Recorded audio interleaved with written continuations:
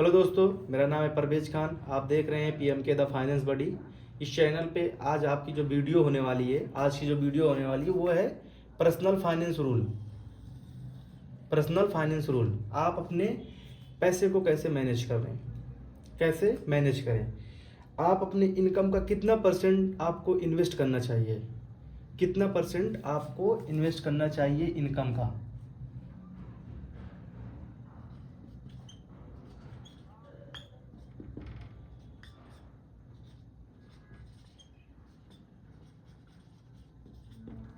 आपके इनकम का कितना परसेंट इन्वेस्टमेंट होना चाहिए, आज हम लोग इस टॉपिक पे बात करेंगे।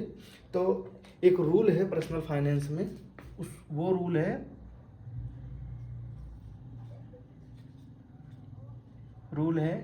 50-30-20% रूल। ठीक है, इस रूल के बारे में आज हम लोग बात करेंगे। कुछ लोग इस रूल के बारे में जानते भी होंगे, तो हम लोग इस रूल के बारे में डिस्कशन करेंगे। तो हम लोग एक एग्जाम्पल लेते हैं, एग्जाम्पल। ठीक है, एग्जाम्पल लेते हैं। एक बंदा है मिस्टर XYZ, इनकी सैलरी है 50,000 रुपीज़। ठीक है, तो इनको अपना पैसा कैसे मैनेज करना चाहिए और इनको अपने पैसे का, इतने पैसे का कितना थाउजेंड या कितना परसेंट इनको इन्वेस्ट करना चाहिए। तो हम लोग आज इस टॉपिक पर बात करेंगे। तो ये 50% रूल क्या कहता है कि 50% आप अपने नीड्स पे निकालिए। नीड्स, जो भी आपकी नीड्स है, नीड्स बोले तो एग्जांपल में नीड्स आप ले लीजिए।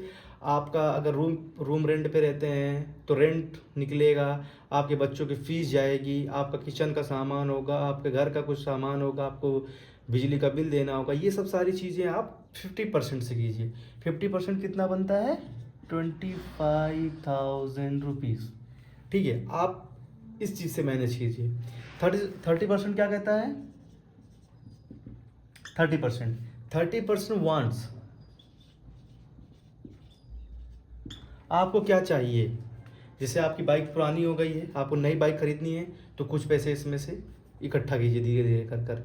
या आपको कपड़े चाहिए, आपके बच्चों के लिए कपड़े चाहिए, आपको बहुत सारी चीज़ें ऐसी हैं जो जूते कपड़े, अब ठंडी का मौसम भी चल रहा है तो काफ़ी चीज़ें चाहिए आपको।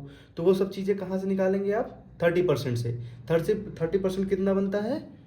15,000 एवरी मंथ। ठीक है, ये आपका 15,000 एवरी मंथ आपके अपने बच्चों, फैमिली, उनके लिए निकलेगा। इसमें से आप अपने बच्चों के लिए कपड़े खरीदें, अपने लिए कपड़े खरीदें, कुछ पैसे इकट्ठा कर अपनी बाइक या कुछ भी नया कार लेने के सोच रहे हैं, कुछ भी आप करना चाह रहे हैं, उस पैसे से आप ये कर सकते हैं। और जो 20% लास्ट का है, 20%, ये कहता है कि आप इन्वेस्टमेंट कीजिए।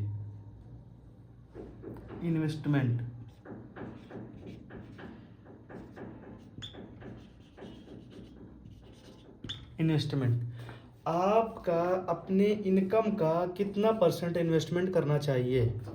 तो एक बंदे का अपने इनकम का कम से कम 20% इन्वेस्टमेंट करना चाहिए, ये रूल कहता है।